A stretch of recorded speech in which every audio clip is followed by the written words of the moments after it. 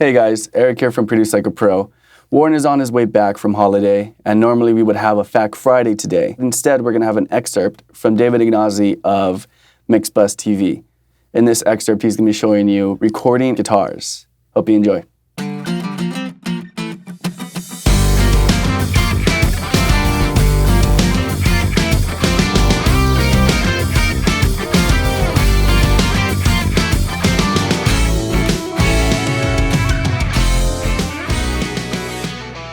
Hello everyone, this is day 2 of our recording, mix and mastering alternative metal. We are in the amazing Barefoot recording studio in Los Angeles, and today we're doing guitars, as you can see. So this is gonna be the setup for today, at least our starting point. We're gonna use the Rev as a main distortion for at least one channel. Maybe we're gonna use it for both channels, actually 3, because we're recording 3 performances for the main rhythmic guitars. But surely this is gonna be our first track main distortion. The same signal, we are gonna split it into a Marshall. This is gonna be our clean channel, and we're gonna put this one in the ISO booth over there. So microphones, this is what we put in front of the amps right now. I'm gonna pick and choose, but from experience, I like the 414 on distorted guitars. And then I put up these two, a classic combination, the Royer 121 and our 57. Then here we have, we can say like my kind of signature trick for guitars. So let me show it to you. This is a sub kick. You will see this one used on kick drums, but I like it on guitar cabs. So we're gonna just put this speaker on one of the speakers on the cab, and this will give us like a lot of bottom end. Now, a word about this one is not that we are not capturing enough low end with the Royer or the 414. There's gonna be way more than we need bottom end, but this one is more like a field mic for me. So when we record, the problem that I have with electric guitar, with a high gain distorted guitar, is it never feels, the recording never feels like when you're in front of the amp. Of course, we're not, like our ears is not like close to the cone as the microphone. So we kind of miss that feeling of that vibration, the air moving. This mic is more for that kind of feeling than for the sound itself. So for me, it just adds that little bit of oomph that usually high gain guitars miss. We'll see how I use this in a mix. It's gonna be really low. It's not gonna be perfectly in phase with the other mics. Maybe, I mean, this mod in particular has pretty much the cone that can go like right against the grill. So it's probably, we are probably going to be able to position this so that is in phase with the other mics. Well, we'll see. Worst case scenario, we will have to time it. But yeah, this is it. So another thing is we have also a PV here. So my idea is for this to be possibly the other channel. So if we do the left with the Rev, we're gonna do the right with the PV. If we are gonna use this one, we are gonna hook it up to the same cab. So we are gonna hook it up to the 412 Marshall cab that we are using with the Rev. Right now it's gonna be already mic'd up. So we're just gonna switch head with the PV. Like I said, we are doing left, right, and center. So maybe, depending on what kind of distortion, what kind of sound we get after we recorded one pass, we'll see if maybe use the Rev for left and right and PV for the center. I don't know. We'll see that when we record.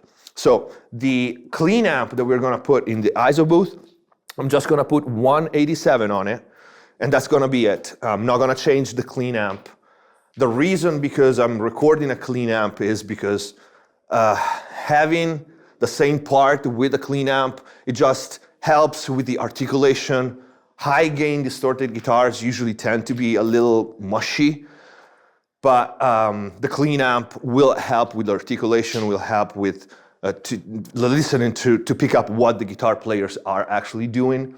And since we are at it, one big probably the biggest mistake that I see when people record distorted guitars is too much gain.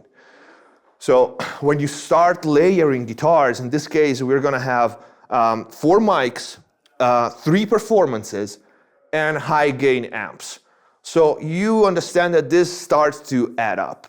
And guitar amps are a bit tricky to record because there's a lot of volume. It's a high SPL. So even if the mics can take the SPL, there's still a little bit of distortion. It's just the nature of recording like a high SPL source. And even if it's not audible by itself, it adds up. So you start counting. We have 4 mics for one pass, 4 mics for the other pass, and then 4 mics for the center performance. All this distortion, and I don't mean the distortion coming from the amp, I mean the distortion in the signal path. It adds up.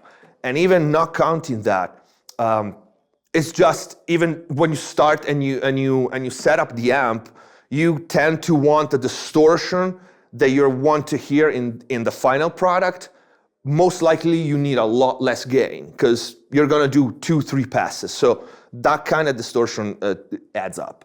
So first thing when recording guitars, be conscious of how much gain you use because you're gonna have multiple tracks, multiple performances. So the first thing we're gonna do is we are gonna set the tone of the main amp here in the live room with the guitar player. So I'm gonna sit here while the guitar player is gonna play, and I'm gonna set the amp here. So I wanna hear the sound that is in my head here in the room.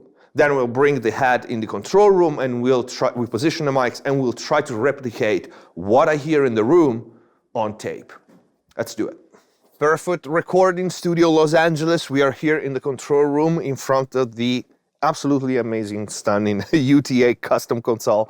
You can see, I'm not even gonna comment this, but we are already in place. The mics, you can see in this bay, we have 57, 414, 121, and the sub. This is gonna be one side of our distorted guitar. Then we have the 87 on the clean amp. And the room mic, we actually didn't mention this one when we were in the live room earlier. We do have a room mic that I'm gonna show you when we go there and start setting the tone on the amps. All right, so as you see guys, we moved the Marshall in the ISO booth. So one word about the rooms we are recording in. This booth is obviously super dead, and for electric guitars, if I didn't have an amazing sounding room like this one here at Barefoot, I would prefer to record the distorted channel or any other amp really in an ISO booth. Because unless you have, again, an amazing sounding room, you don't really want a reverb sound on electric guitars. You don't even want room sound on electric guitars. Although it makes little difference if you think about it, because the mics are so close to the amp and the volume is so high that you really don't pick up that much of a room anyway. But if you don't have a great sounding room and you're recording distorted guitars, I would rather you to record in an ISO booth or like make some sort of put maybe a carpets or blankets around the amp, especially on the sides, and it's just better. So in this case, our main distortion is gonna go in the live room because that's amazing. Like so many great bands recorded in that room, and guitars, electric guitars, I won't even name it. But for the clean amp, just because I want to isolate the clean amp from the distortion, we are putting it here. U87 is gonna be positioned somewhere in front of the cabinet, and we also have a room mic. We placed it there. And is a Neumann U47. I'm laughing because I know, guys, you might not have that available when you record guitars or whatever, but any room mic will do if you have a good sounding room.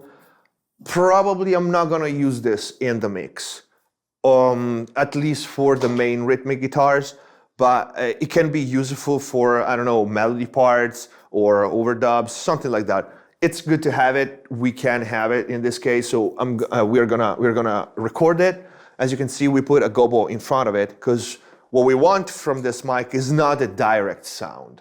So this helps us get in, the feeling of 3D. So from far from the amp, up there with the gobo in front of it.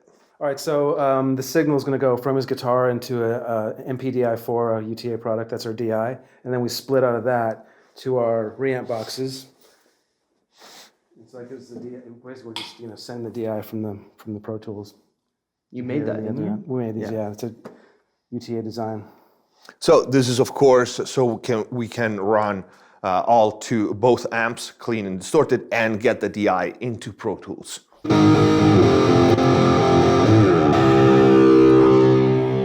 Okay. We're just for now checking if the signal was coming in into a rev. Let's take a look at the Marshall.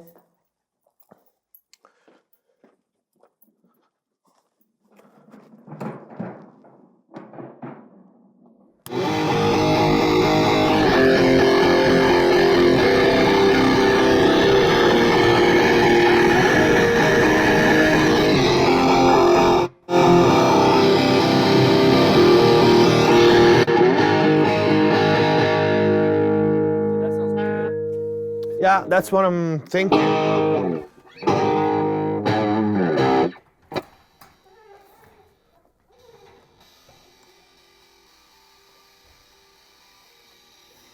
That's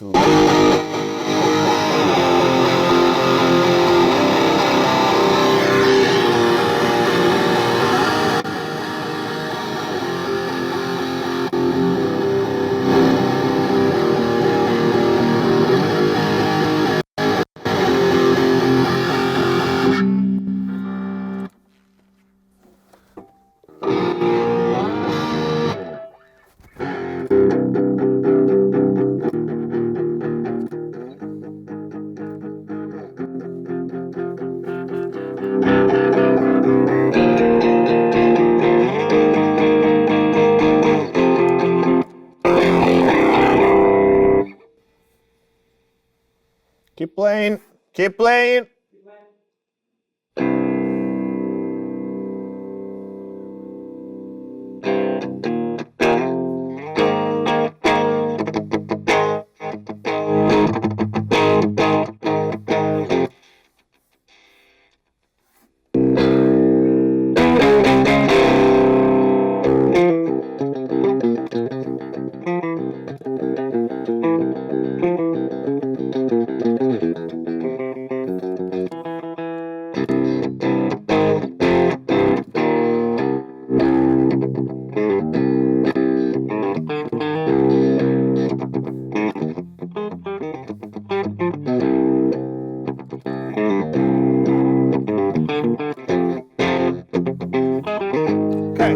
So what I'm doing here is I'm setting up the crunch channel and the clean channel because I like them both for that clean sound.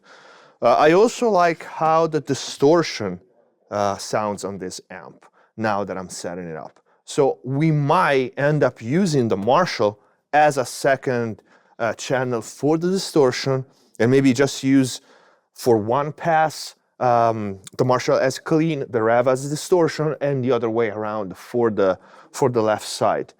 It was a surprise. This amp distortion, it sounds really nice, and it's gonna be a different enough sound to the rev to make the stereo image wider. That's why we record left and right with slightly different settings. You can change one mic, you can change guitar, you can change the cab, you can change the head like we're doing here to get that effect. The slight difference will make the guitars wider, but you don't want to record with two different kinds of distortion. If you have main guitars left and right and you do two performances, don't record one crunch and one high gain. That's not gonna work. If you want, you can add another two performances with a crunch or a clean sound like we're doing, but if you record high gain, try to record high gain, even if with different amps. So I'm liking the Marshall on distortion as well. not just for the clean. So we might use it. We'll see. For now, it stays in clean mode. Recording guitars. I'm here with Zach and Henry, guitar players for Uncompliant. So we're gonna take a look at what guitars are we using today. Zach. So I think we're gonna be using most for now. Okay. We got a Schecter Diamond Series, Guitar Center exclusive with a Sustainiac. Okay. What is that? Tell me about it. Sustainiac, that giant lug of magnet, basically outputs enough magnetic force to move the string around and keep it sustaining until the battery dies. Basically works like an EBow, but built into the guitar. That's pretty great. And then we have EMG. Yes, an EMG 81. Okay. Next guitar. So you're gonna use this one for the most part? I mean, for think one so. pass? Yeah, okay. Yeah. I don't think I'm gonna change guitar. Okay. For the rhythmics, because we are changing amps already. Yeah. So I want you to be comfortable playing, but if you want to switch, you know, it is up to you. Cool. Next guitar that we have? Next guitar, we have a Epiphone Thunderhorse, I believe. Has Gibson USA pickups in it. Both of them coil split. Okay, nice. Very clean sounding, very organic and crisp. I like that you have one of them without EMG, because that can be, you know, we are going to plug that in and see how that Everything else sounds. is active, so I'm just like, it'd be good to have something. Exactly. So I'm keeping that as an option for you, you know, to switch to that at least. At least we are going to try. Oh, yeah, definitely. And then the white one, people always loved it on pictures and stuff. Yes. Like here we got an LTD, has a EMG 57 and an EMG 60. Okay. Not much to it. EC 1000, basic. Yeah, Great sounds sounding great, yeah. Guitar. As we talked about it, I just got a Viper, so they're great guitars, they play nice. Oh, yeah. All right, Henry, then we have yours right here in the middle. Yeah, this is a Pure S SE Custom 22, Okay, semi-hollow. that's nice. Yeah, we got the EMG 66 and 83, Zach? No. I don't remember the bridge EMG, Okay, but yeah, that's nice. I got Just a shallower bridge here. Nice. Not 56. Is it 56 or 57 and 66? It's one of those. Because your bridge pickups is the same as mine. Yeah, Okay. yeah. Okay, so it's interesting that you're using a semi-hollow. I'm really curious to see how that sounds. What's the tune, guys? We're in drop C for everything. Okay. And what gauge are the strings? Mine are all 10 to 52s. Henry, what are Go yours? up to 65. Okay. All right, cool. So now we do the most important step when recording guitars. We go in the live room, he's gonna play the part, and what I'm gonna do, I'm gonna set the tone on the amp. That's the most important thing. We want the sound that is in our head coming out from the amp, and then we'll figure out where to place mics to capture that. Let's go. Okay, Zach, you can play.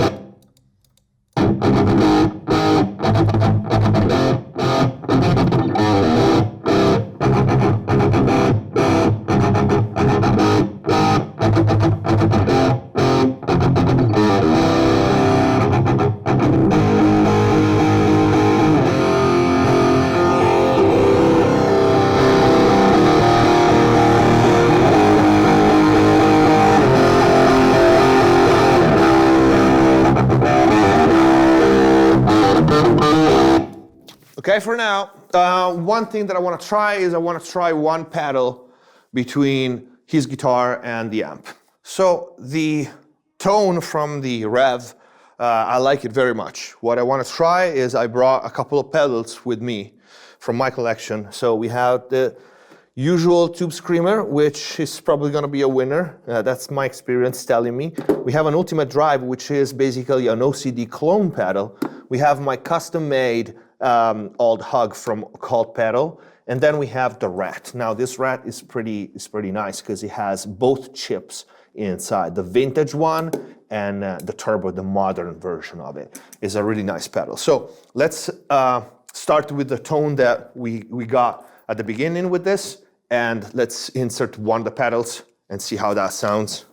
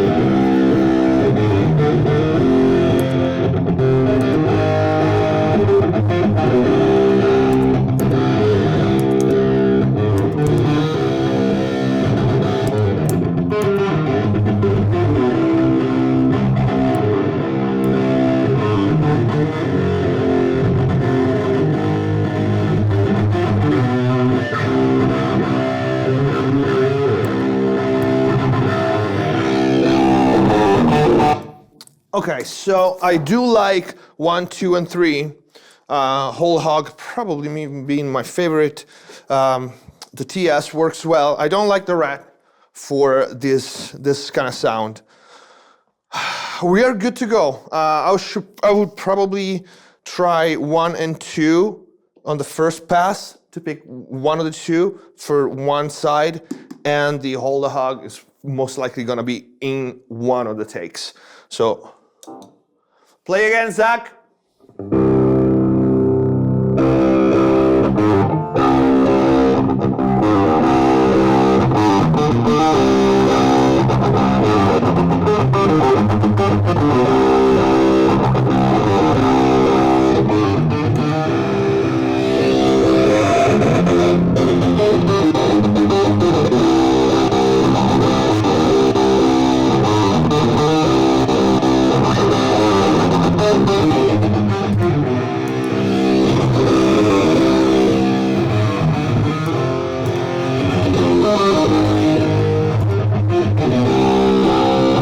Okay, we're ready to put mics on. All right, we positioned the mics. So I want to start with the 414. I'm just going to use my phone to have a little bit of light and see where I'm placing. So with the 414, which I want to make sure I'm not using any pad or switch or filters, we're good to go. So what I'm shooting for this one, at least, is gonna be my starting point, is gonna be between the dust cap and the cone, when the dust cap meet the wall of the cone. So one thing when positioning mics on a cabinet, we should actually do this before we start. There's gonna be one cone that is gonna sound better than the other three. Now, before actually positioning the first mic, I'm just gonna try that. So really quick, I'm just gonna record a quick pass with the SM57 because neutral mic is like, we all know the sound of it, so we don't add variables to it. And I'm just gonna put, again, the same mic at where the dust cup meet the cone on the first one, and just record the pass, and then we'll do that for the other 3 cones. We pick the one cone that we like the best. So we just recorded one pass, one quick pass with the 57 in the low left cone of the Marshall amp. We're gonna do that for all 4 cones, and then we'll hear which one sounds best. Let's go in the live room.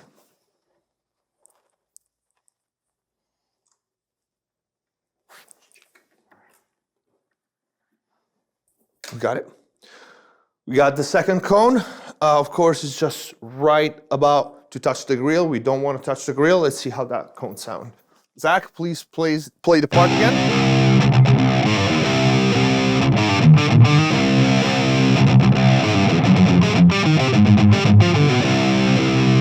Okay, that's good. We named this one. This was the left top. And we are ready for the other 2. Let's quickly change the mic again. All right, so let's listen to them quickly.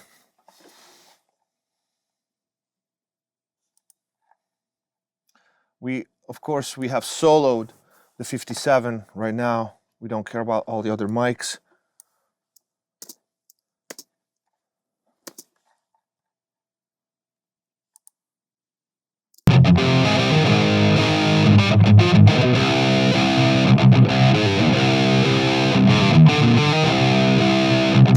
Second.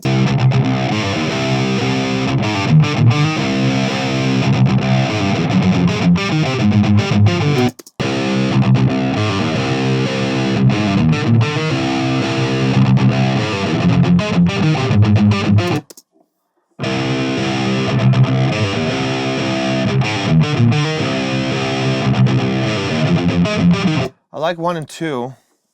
Let's switch monitors here.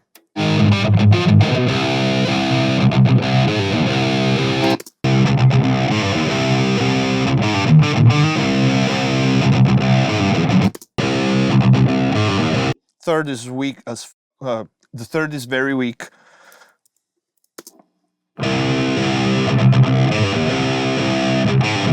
The fourth is a bit saggy. I like the first one if it was solo. If it was like, if I was using just the 57, I would use the first one. But because I want brightness and bite from the 57, I might go for the second.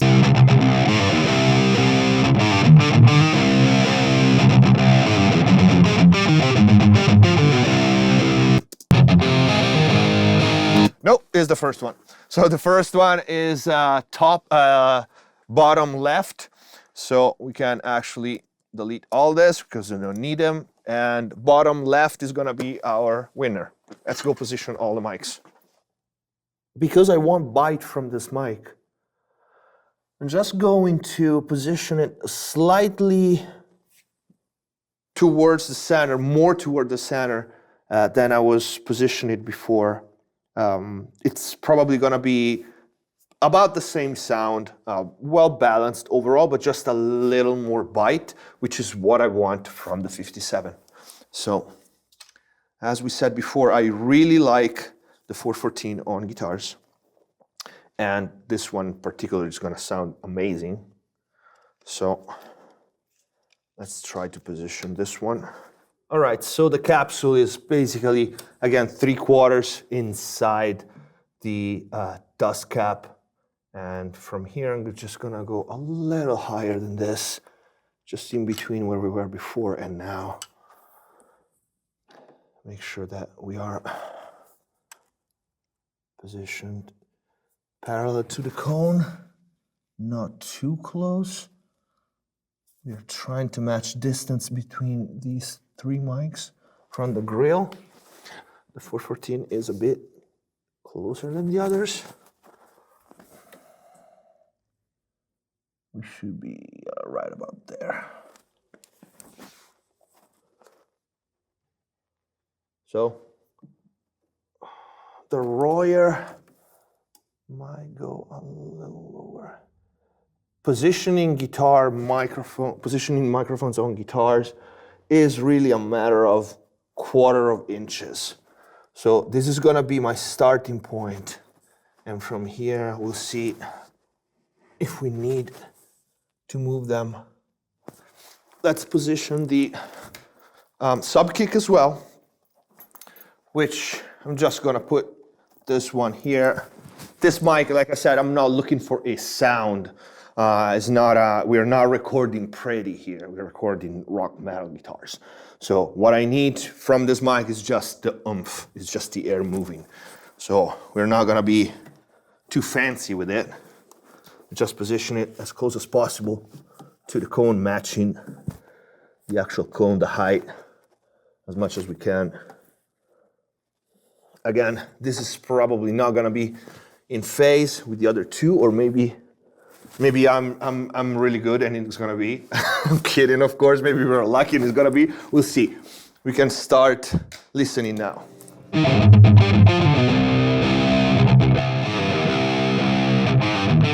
So what I'm doing right now is I'm switching.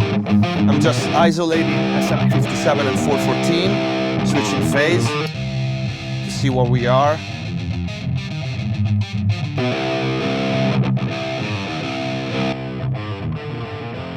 I like the 57.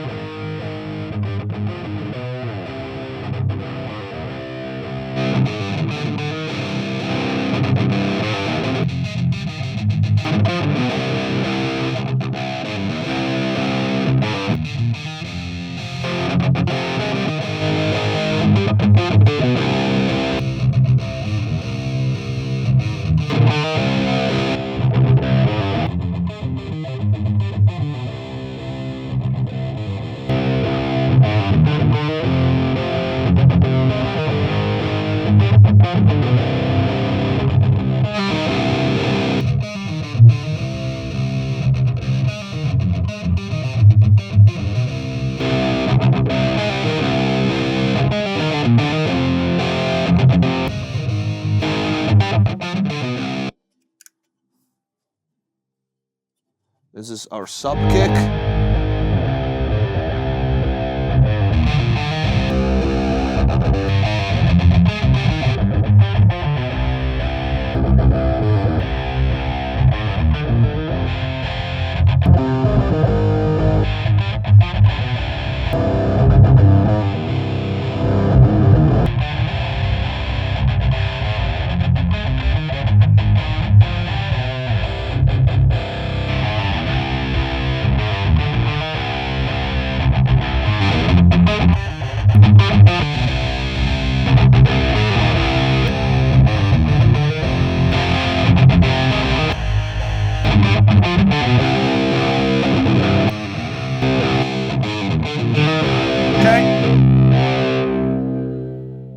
Liking the 414. For some reason, when we flip the phase, it takes, like, we can hear, when we flip the phase, we hear the difference between the mics, like what is taken away by positioning multiple mics on one source. So the 414 right now, when I flip the phase, we should be left with very little signal. Instead, we have a little bit of low end coming from the speakers. So we might tweak the position of the 414. I'll try to change speaker with this one. Let's see what happens.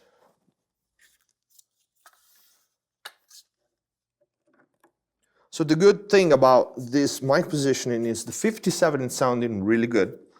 I would be happy with that one. So I don't know which mic I'm gonna use in the mix, but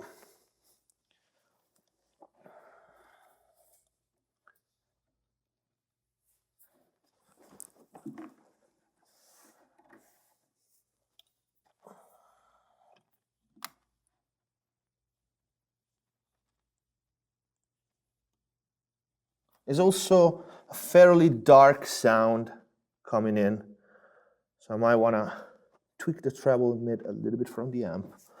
And then let's see this distance. Should be about right. Royer can be a bit closer.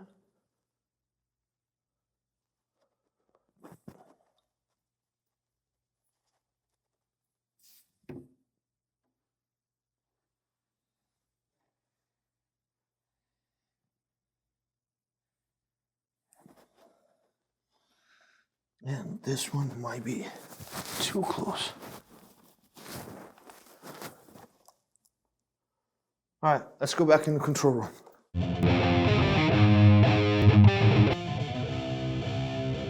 Okay, so 414 and 121, I'm happy. When I flip the phase of one of them, I get what I'm expecting. They're a little signal.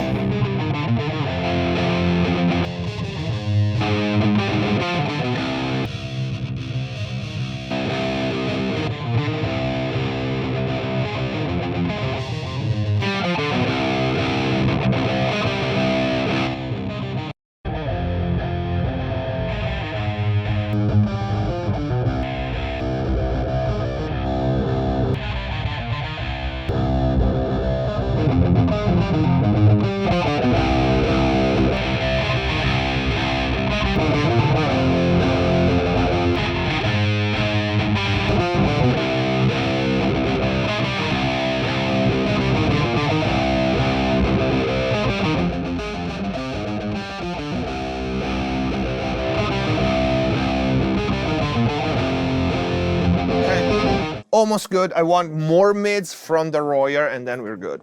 So I'm just gonna position it a little closer to the center. That's a little bit too much. Let's go higher for a sec.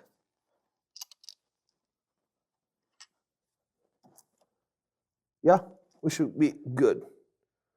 All right. We start with this one. And then we switch the two pedals to see which one we like the best.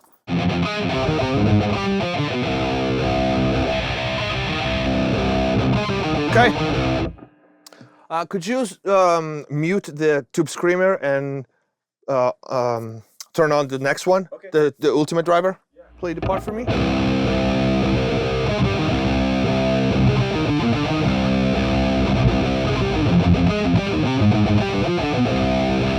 Okay.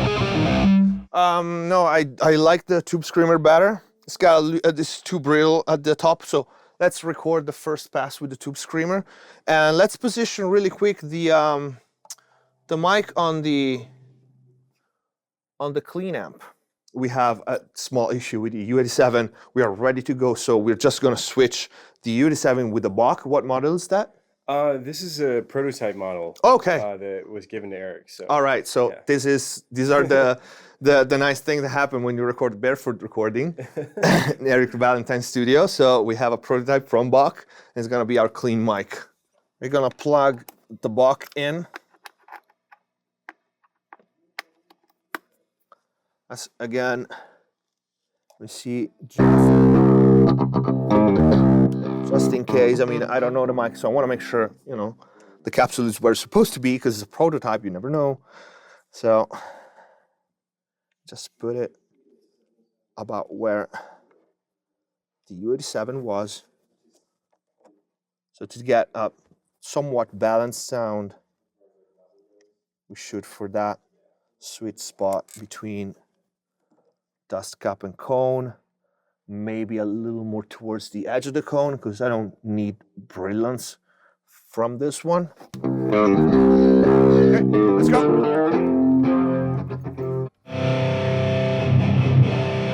Sounds sweet. So I'm right now monitoring that room mic that we put there, and it sounds pretty nice. But for some reason it makes me want, like, you know, that we could use more room mics in metal. It's just not really in the genre, but, you know, yeah, there's definitely something to say about, like, the sound of microphones not up close to the grill and the mic like we used to. But yeah, I wish I'm gonna be able to use this mic, because it sounds really good. even for a breakdown or a special part, just solo that, it sounds really good. All right, so play me the riff again.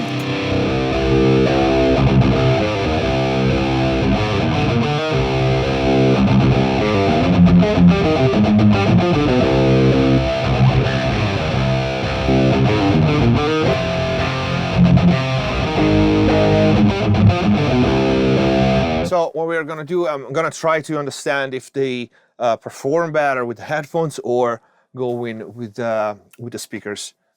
What do you prefer? Personally, I prefer speakers usually. Okay. Either or. What about this this balance that I just did with quick mix? Like, you know, I want you to follow for the most part the click, Right. because the rest is not timed yet, even though it's good enough. But I want you guys tight. Yeah. I don't know if this is the most optimal solution. I believe they're the same. We have a file that is exactly what is already in there for the scratch track, but only guitars, like no drums. And if you face flip that, it'd be just the drums that are MIDI and perfectly on grid. I don't know if this works. Let's try.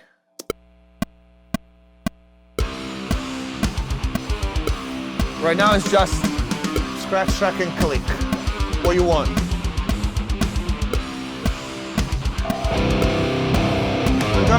I can pull you down between these two. So, what about you?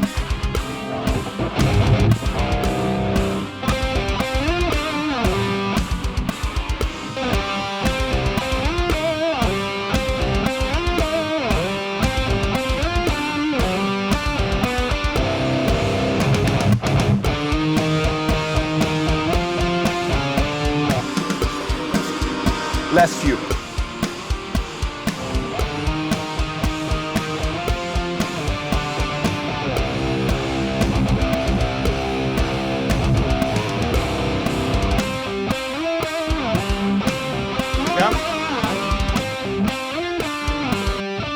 Let's do this. I'm gonna ask Jacob to please set up a pair of headphones with exactly what we're hearing here, just in case you want to use it, and then quick break, and then you start to record. Awesome. Ready to go. So a quick rundown for the front end. For all the microphones, we are using the UTA MPDI4.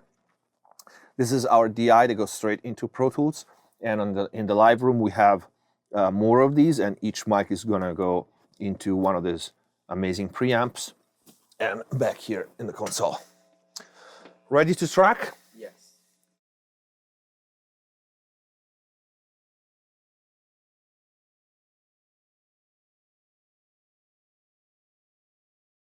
Ready for tracking.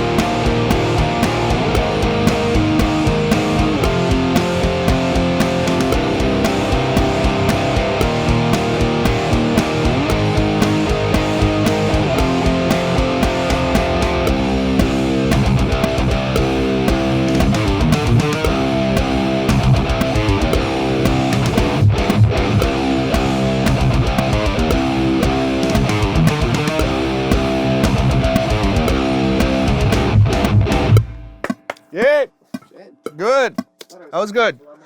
That was good. That was good. I want to add one slide. We overdub it around 62, bar 62. Let me see. Should be about here. I think when we go back.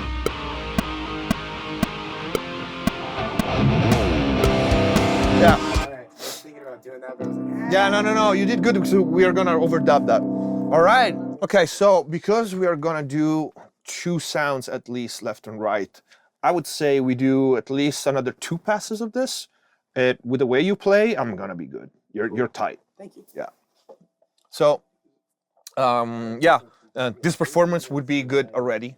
So I'm gonna do 2 more passes for the left side, and then before going to the right side and center performance, we will change something, probably the head, probably something else.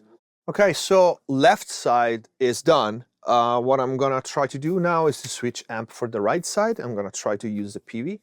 Let's see how that sounds.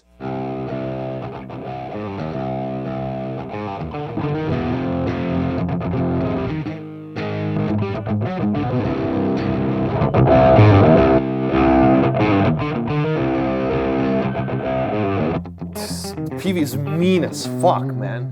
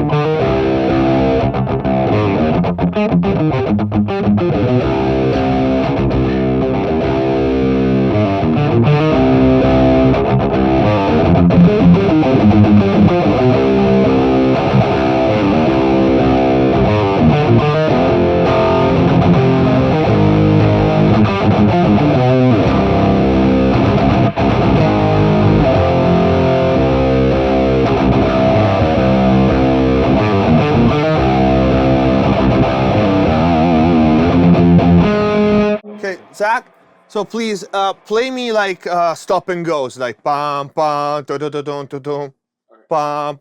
I need to have silence in between things so I can. Breakdown or something. Yeah.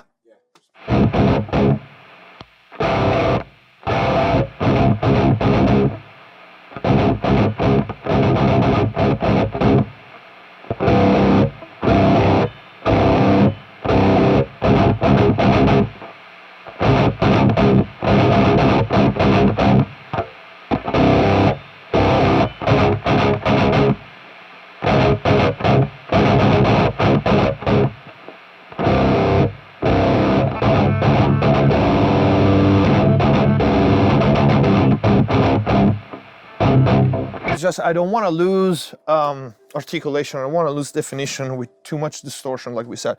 Play me something, please. Sounds good. Yeah. All right. So I'm just gonna give you the same mix as before. I'm gonna mute, of course, the performance that you just did on the left side. We're gonna do 1 pass, and then we'll hear how these 2 sounds sound together. Because you never know until you pull the faders up.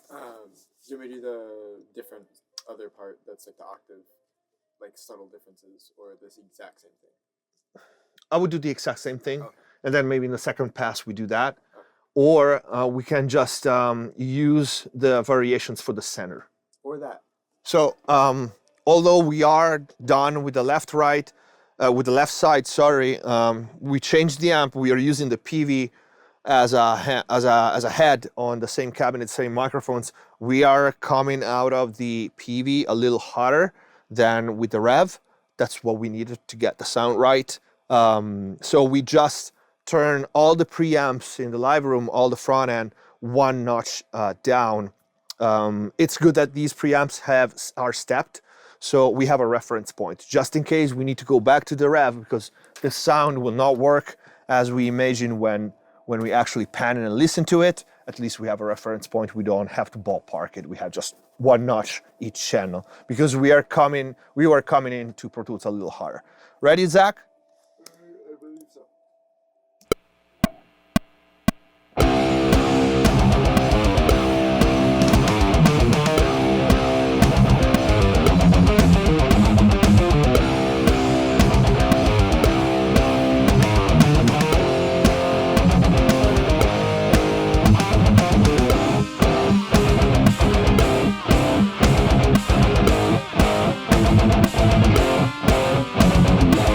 So we tracked our first left performance, and we are just now listening how the two sounds, one from the rev and one from the PV, sounds together. We bussed all the channel to channel 32 and 33. We pan them left and right, and this is our first playback.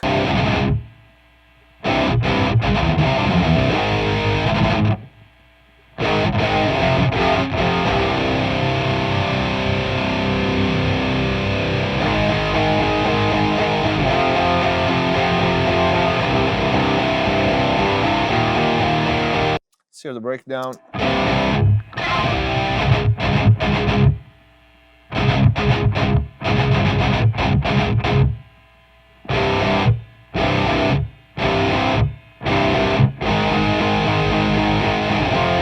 Happy with the sound right now. There's obviously a little too mid-range. There's a lot of mics, and we are just, everything is a unity. I didn't really do a rough mix for these. Just what you're hearing is a raw recording. We're gonna take a look at the timing, at the phase. It sounds pretty good as is right now, but of course we're gonna take a look at it in depth later on when we mix. But yeah, it sounds pretty good. What we're gonna do now is we are going to, of course, the room mics is like far in time because it's far from the amp. So we're gonna take a look at that too.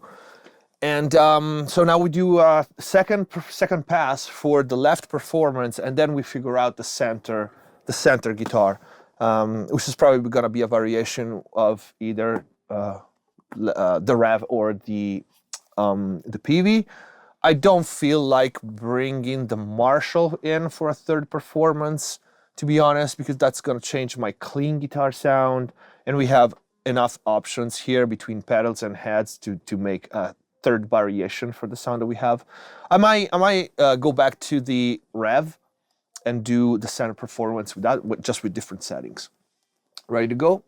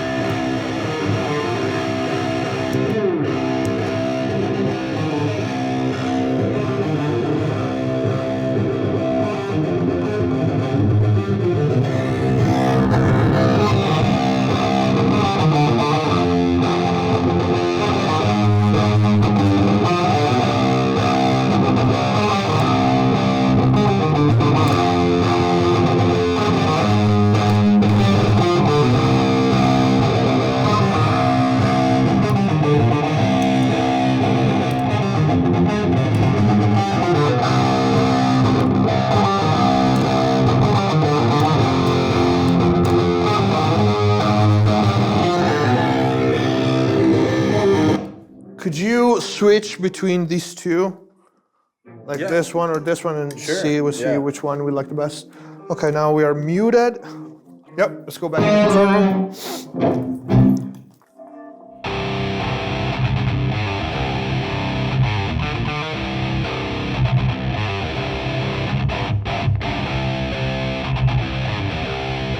Okay, stop. Go to the other one, please. Right, stop. Ultimate drive wins. We're good. So, pan again. Should be panned right center now.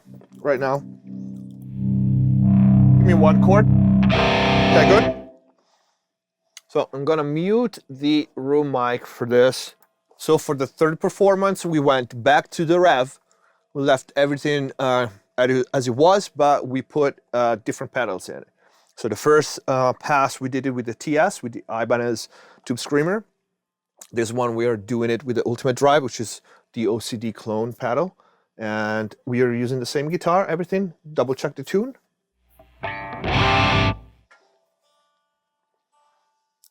I would say the second most important thing, double check, triple check tuning every time before you go tracking.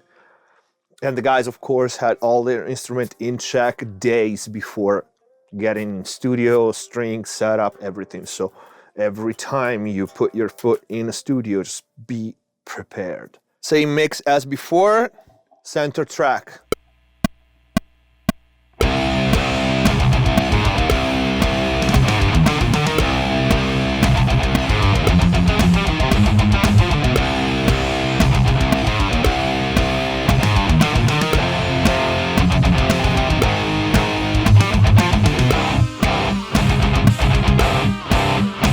Plays better with this sound.